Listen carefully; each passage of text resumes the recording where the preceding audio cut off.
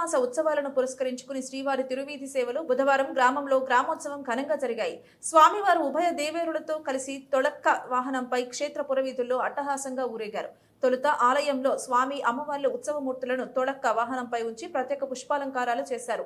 పూజాధికారుల అనంతరం హారతులిచ్చారు. అనంతరం శ్రీవారి వాహనం మేళతాళాలు, మంగళ వాయిద్యాలు, గజ అశ్వ సేవలు, భక్తుల గోవింద నామస్మరణల నడుమ ఆలయ ప్రధాన రాజగోపురం మీదుగా పురవీధులకు పయనమైంది. ప్రతి ఇంటి ముంగిట భక్తులు స్వామి నీరాజనాలు సమర్పించారు. అనంతరం ఆలయ ధనుర్మాస మండపంలో శ్రీవారు అమ్మవార్లు అర్చకులు ప్రత్యేక పూజలు చేశారు.